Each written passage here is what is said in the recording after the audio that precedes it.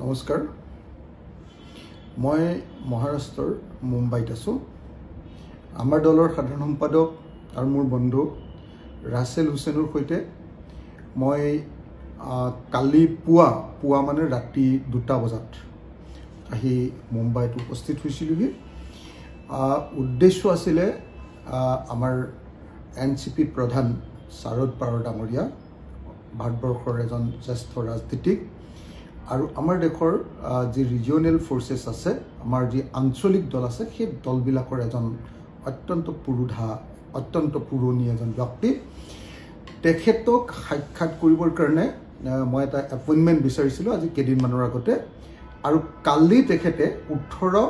নৱেম্বৰ তাৰিখৰ দিনা তেখেতে এপইণ্টমেণ্ট দিছিলে কিন্তু মই 18 তাৰিখৰ দিনা তেখেতৰ এপইণ্টমেণ্টটো গ্ৰহণ কৰা নাছিলোঁ আৰু মই তেখেতক জনাইছিলোঁ তেখেতৰ সাংসদ যি সুপ্ৰিয়া সুলে মোৰ নিজৰ বন্ধু এগৰাকী সুপ্ৰিয়া সুলেক মই জনাইছিলোঁ যে মই 18 তাৰিখে অংশগ্ৰহণ কৰিব নোৱাৰোঁ তেখেতৰ লগত আলোচনাত যিহেতু 18 তাৰিখে আমাৰ হাৰ্টথ্ৰব অসমীয়া জাতিৰ এজন অত্যন্ত গুৰুত্বপূৰ্ণ শিল্পী জুবিন গাৰ্গৰ জন্মদিন আছে সেইদিনা মই ৰাজনৈতিক আলোচনা কৰিব নোখোজোঁ তো কিন্তু আজি মই দেখিবলৈ পালোঁ যে অসমৰ মুখ্যমন্ত্ৰী ডাঙৰীয়া যি সদায় সাধাৰণতে তৰল কথাৰে প্ৰখ্যাত হ'বলৈ চেষ্টা কৰে তৰল কথাৰে সংবাদ মাধ্যমৰ সদায় শিৰোনাম দখল কৰিবলৈ চেষ্টা কৰে তেখেতে আজি সংবাদ মাধ্যমৰ আগত দুৰ্ভাগ্যজনকভাৱে মন্তব্য কৰিছে যে অখিল গগৈয়ে জুবিন গাৰ্গৰ জন্মদিনৰ দিনা শাৰদ পাৱাৰৰ লগত ৰাজনৈতিক আলোচনা কৰিছে বুলি তেখেতে মোক আজি দোষাৰোপ কৰিছে মই অসমৰ মুখ্যমন্ত্ৰী ডাঙৰীয়াক উত্তৰ দিব নোখোজোঁ কাৰণ তেখেতৰ কোনো ভেলু নাই বুলি আমি জানো তেখেতৰ কোনো ওজন নাই বুলি আমি জানো তেখেতৰ কোনো মূল্য নাই বুলি তেখেতে যেতিয়া তেতিয়া ফটোৱা কথা কৈ থাকে বুলি আমি জানো গতিকে তেখেতক মই উত্তৰ দিব খোজা নাই কিন্তু অসমবাসী ৰাইজৰ প্ৰতি মই স্পষ্টভাৱে এটা কথা জনাব খুজিছোঁ যে কালিৰ দিনটোত অৰ্থাৎ 18 নৱেম্বৰ তাৰিখৰ দিনা মোক মহাৰাষ্ট্ৰৰ আৰু গোটেই দেশৰে এজন অত্যন্ত গুৰুত্বপূৰ্ণ নেতা শাৰদ পাৱাৰ ডাঙৰীয়াই তেখেতক সাক্ষাৎ কৰিবৰ কাৰণে নিমন্ত্ৰণ জনাইছিল কিন্তু মই 18 তাৰিখ জুবিনদাৰ জন্মদিন হোৱাৰ কাৰণে সেইদিনা মই তেখেতক সাক্ষাৎ নকৰিলোঁ আৰু তাৰ পৰিৱৰ্তে আজি 19 তাৰিখৰ দিনা তেখেতক সাক্ষাৎ কৰিছোঁ আৰু তাৰ কিবা যদি প্ৰমাণ লাগে তেতিয়াহ'লে বেলেগ একো চাবই নালাগে আজি সুপ্ৰিয়া সুলে অৰ্থাৎ শাৰদ পাৱাৰৰ জীয়েক আৰু ভাৰতবৰ্ষৰ এগৰাকী অত্যন্ত গুৰুত্বপূৰ্ণ ডাঙৰ সাংসদ MP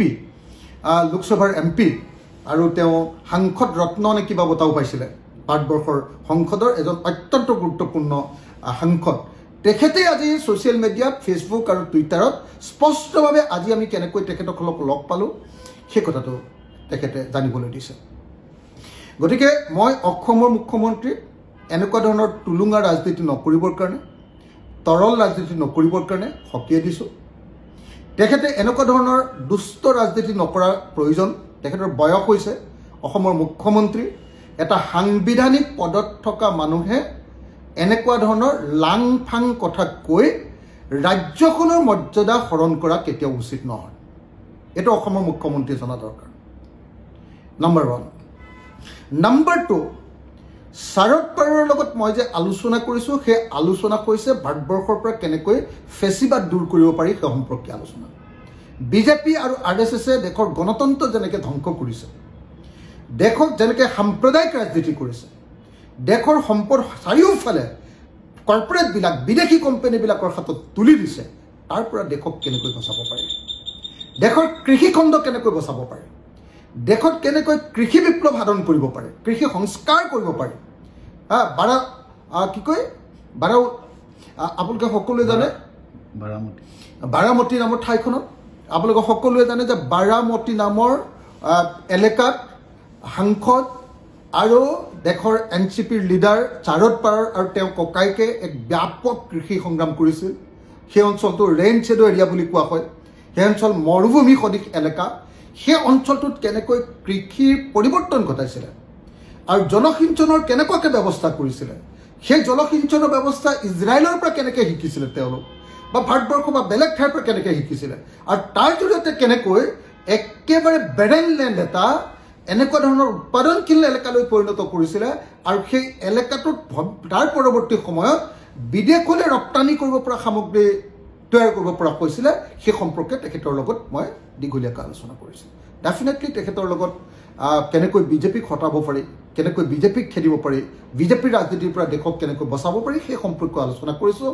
সেইকাৰণে স্পষ্টকৈ কৈছোঁ যে জুবিন গাৰ্গৰ জন্ম সময়ত ৰাতি 12 বজাৰ পাছত মই আছিলোঁ ফ্লাইটত দিল্লীৰ পৰা বম্বে অভিমুখী ফ্লাইটত ৰাতি 2 বজাত মই আহি বম্বে পাইছোঁহি হোটেলত সোমাইছোঁ আৰু আপোনালোকে দেখিছে যে মই যেতিয়াই এয়াৰপৰ্টত সুবিধা পাইছোঁ তেতিয়াই জুবিন গাৰ্গৰ প্ৰতি শ্ৰদ্ধাঞ্জলি জনাইছোঁ আপোনালোকে মোৰ ফেচবুক চাওক আপোনালোকে মোৰ টুইটাৰ চাওক আপোনালোকে সকলোতে দেখিবলৈ পাব যে ৰাতি 12 বজাৰ পাছতে মই কেনেকৈ জুবিন গাৰ্গক জন্মদিনৰ শুভেচ্ছা জ্ঞাপন কৰিছোঁ জুবিন গাৰ্গ আমাৰ অন্তৰত আছে জুবিন গাৰ্গক লৈ আমি ৰাজনীতি নকৰোঁ জুবিন গাৰ্গক লৈ ৰাজনীতি কৰে হিমন্ত বিশ্ব শৰ্মাহঁতে হিমন্ত বিশ্ব শৰ্মাহঁতে ছিংগাপুৰৰ কি কয় আপোনাৰ লণ্ডনৰ পৰা ঘূৰি আহিছে জুবিন গাৰ্গক লৈ ৰাজনীতি কৰিবৰ কাৰণে কি ৰাজনীতি কৰিছে যি সময়ত আমি সকলোৱে ভাবি আছিলোঁ যে জন্মদিনৰ দিনা জুবিন গাৰ্গৰ মৃত্যু সম্পৰ্কে আমি সঁচা তথ্য লাভ কৰিম আমি যিদিনা ভাবি আছিলোঁ যে সেইদিনা জুবিন গাৰ্গৰ ন্যায়ৰ কাৰণে এটা মাইলৰ খুঁটি হ'ব সেইদিনা হিমন্ত বিশ্ব শৰ্মাই জুবিন গাৰ্গৰ মৃত্যুৰ প্ৰকৃত ৰহস্য উদ্ঘাটন নকৰি আৰু প্ৰকৃত তদন্তৰ ব্যৱস্থা নকৰি জুবিন গাৰ্গক ন্যায় প্ৰদান নকৰি সেইদিনা ন্যায়ৰ বিষয়টো তল পেলাবৰ কাৰণে তেখেতে তেজ দিয়াৰ তেখেতে ব্লাড ডোনেশ্যনৰ নাটক কৰিছে যি মানুহে লাখ লাখ মানুহৰ তেজ শুহি খাইছে যি বিজেপি দলে লাখ লাখ মানুহৰ তেজ শুহি খাইছে তেনেকুৱা মন্ত্ৰী MLA কেইজন মানে ব্লাড ডোনেশ্যন দি তেজ দি কেতিয়াও জুবিন গাৰ্গৰ প্ৰকৃত স্মৰণ কৰিব নোৱাৰে তেওঁৰ প্ৰতি শুভেচ্ছা জনাব নোৱাৰে সেইকাৰণে মই স্পষ্টকৈ কৈছোঁ আন্দোলনৰ সময়ত জুবিন গাৰ্গক আপুনি কেনেকৈ অপমান কৰিছিলে প্ৰত্যেকজন অসমীয়া মনত ৰাখিছে জুবিন গাৰ্গে পলিটিক্স নকৰিবা বন্ধ নামৰ গানটো আপোনাৰ আৰু সৰ্বানন্দ সোণোৱালৰ কাৰণে লিখিছিলে জুবিন গাৰ্গে পলিটিক্স নকৰিবা নামৰ গানটো কৈ আপোনাক কি ধৰণে অপমান কৰিছিলে হিমন্ত বিশ্ব শৰ্মাৰ নাম ধৰি আৰু সৰ্বানন্দ সোণোৱালৰ নাম ধৰি আপোনালোকক কেনেকৈ বিশ্বাসঘাতক বুলি কৈছিলে নিশ্চয় আপোনালোকৰ মনত আছে গতিকে জুবিন গাৰ্গে যাক বিশ্বাসঘাতক বুলি কৈছে দেশত দ্ৰোহী বুলি কৈ গৈছে দেশৰ কাৰণে কাম নকৰা জনগণৰ বিৰুদ্ধে কাম কৰা মানুহ বুলি কৈ গৈছে সেই মুখ্যমন্ত্ৰীয়ে অকণমান তেজ দি 1 ইউনিট তেজ দি কেতিয়াও তেওঁ দেশপ্ৰেমিক হ'ব নোৱাৰে গতিকে হিমন্ত বিশ্ব শৰ্মাক স্পষ্টভাৱে জনাই দিছোঁ যে জুবিন গাৰ্গক লৈ আমি ৰাজনীতি কৰা নাই জুবিন গাৰ্গৰ সমাধি ক্ষেত্ৰলৈ যোৱাটো মোৰ নিয়ম মই যেতিয়াই মন যায় তেতিয়াই যাম আপুনি মোক বন্ধ কৰিব নোৱাৰে নম্বৰ 1 আৰু মই যাবৰ কাৰণে মই যোৱাৰ সময়ত মিয়াসকলক লৈ আহোঁ বুলি আপুনি যি বক্তব্য দাঙি ধৰিছে এইটো আপোনাৰ তেজত সোমাই থকা 2 নম্বৰী সাম্প্ৰদায়িক ৰাজনীতি ইয়াত 2 নম্বৰী সাম্প্ৰদায়িক ৰাজনীতি আপুনি বাৰম্বাৰ দেখুৱাব কৈছে যে জুবিনক ভাল পোৱা মানুহবিলাক অকল মুছলমান মানুহ মিয়া মানুহ আৰু এনেকৈ আপুনি জুবিন গাৰ্গৰ প্ৰতি অন্যায় কৰিব খুজিছে আমি আপোনালোকক লগতে এইটোও কৈ দিওঁ যে আমি জানো আপুনি কৈ আছে যে জুবিন গাৰ্গক কেতিয়া হত্যা কৰা হ'ল বুলি ক'বৰ কাৰণে আপোনালোক আগবাঢ়ি গৈছে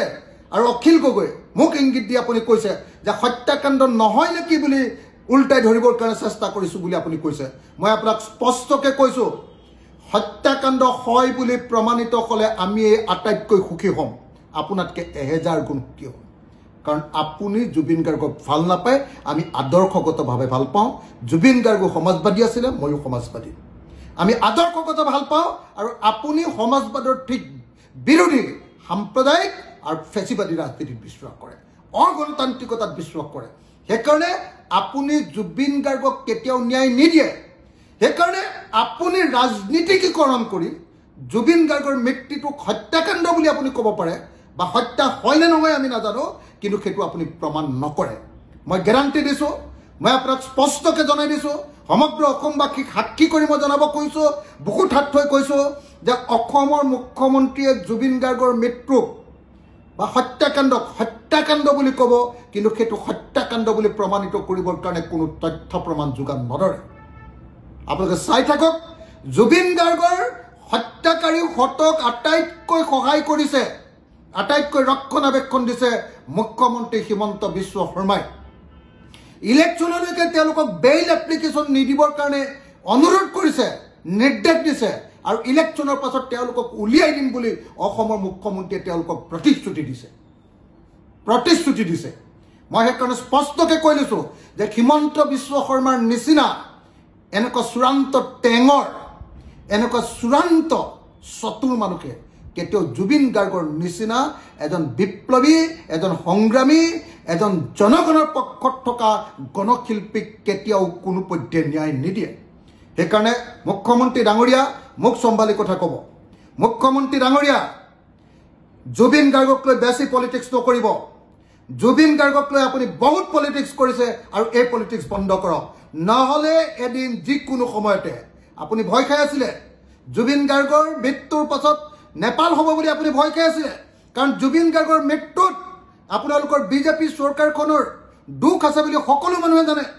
আপোনালোকে জুবিন গাৰ্গক আপোনালোকৰ এক্সটাৰ্নেল এফেয়াৰ্ছ মিনিষ্টাৰ প্ৰবিত্ৰ মাৰ্গেৰিটা তেওঁলোকে জুবিন গাৰ্গক মাতি লৈ গৈছিলে আপোনালোকৰ কেন্দ্ৰীয় চৰকাৰ আপোনালোকৰ ৰাজ্য চৰকাৰে জুবিন গাৰ্গৰ মৃত্যু হোৱা অনুষ্ঠানৰ কাৰণে পইচা দিছিলে সহযোগিতা কৰিছিলে তাৰ তথ্য প্ৰমাণ ইতিমধ্যে প্ৰমাণিত হৈ গৈছে আপোনাৰ পত্নীয়ে জুবিন গাৰ্গৰ অনুষ্ঠানত নৰ্থ ইষ্ট ফেষ্টিভেলত গৈ আপোনাৰ পত্নীয়ে তাতে আপোনাৰ ফেশ্বন শ্ব'ত অংশগ্ৰহণ কৰা বুলি ফেশ্বন শ্ব'টো চলোৱা বুলি অভিযোগ উত্থাপন হৈ আছে আৰু আপোনাৰ পত্নীয়ে জুবিনদাৰ মৃত্যুৰ পাছতো তাতে নৰ্থ ইষ্ট ফেষ্টিভেলত ফেশ্বন শ্ব' চলাই আছিলে বুলি অভিযোগ উঠিছে এতিয়ালৈকে আপুনি তদন্তলৈ কিয় পত্নীক আনিব পৰা নাই এতিয়ালৈকে কিয় আপুনি প্ৰবদ্ধ মাৰ্গেৰিটাক তদন্তলৈ আনিব পৰা নাই কিয় আপুনি এক্সটাৰ্নেল এফেয়াৰ্ছ মিনিষ্ট্ৰীক এতিয়ালৈকে তদন্তৰ আওতালৈ আনিব পৰা নাই কিয় আপুনি ছিংগাপুৰত মৃত্যুৰ সময়ত থকা মানুহবিলাকক এতিয়ালৈকে গ্ৰেপ্তাৰ কৰিব পৰা নাই কিয় এতিয়ালৈকে অসম পুলিচক এতিয়ালৈকে বা অসমৰ তদন্তকাৰী সংস্থাত এতিয়ালৈকে ছিংগাপুৰলৈ পঠিয়াই তথ্য প্ৰমাণ এভিডেন্স ষ্টেটমেণ্ট সাক্ষ্য প্ৰমাণ ষ্টেটমেণ্ট আৰু আপুনি কিয় এতিয়ালৈকে তাৰ পৰা ডকুমেণ্ট আনিব পৰা নাই আপুনি কিয় আইন ভংগ কৰি এনে পুলিচৰ লাংফাং তদন্ত এটা কৰাই আছে আৰু বিদেশত কৰিবলগীয়া তদন্ত নকৰোৱাকৈ কেনেকৈ জুবিন গাৰ্গৰ হত্যাকাৰীহঁতক বচাব কৈছে সেই কথা অসমৰ প্ৰত্যেকজন মানুহে বুজি উঠিছে সচেতন মানুহবিলাকে বুজি উঠিছে গতিকে মুখ্যমন্ত্ৰী ডাঙৰীয়া আপোনাৰ পলিটিক্স বন্ধ কৰক আৰু যদি বন্ধ নকৰে এদিন আপোনাৰ নিচিনা মানুহৰ কাৰণে কেতিয়াবা হ'লে অসম নেপাল হ'ব পাৰে কিন্তু অসমৰ কোনো মানুহে অসমক নেপাল কৰিব খোজা নাই নেপাল আমাতকৈ বহুত পিছত থকা ৰাজ্য পিছত থকা দেশ সেই দেশৰ লগত আমাৰ দেশক তুলনা কৰি নাথাকিব আমি অসমক বহুত ভাল অসম এখন বনাব খোজোঁ পৃথিৱীৰ বিখ্যাত এখন ৰাজ্য এখন দেশ বনাব খোজোঁ আমি অসমক গতিকে অসমৰ মুখ্যমন্ত্ৰী ডাঙৰীয়া আপুনি সাৱধান হ'ব আপুনি এনেকুৱা চৈতানিক 2 নম্বৰী তৰল বাক্য কৈ নাথাকিব আৰু কেতিয়াও খং নুঠাব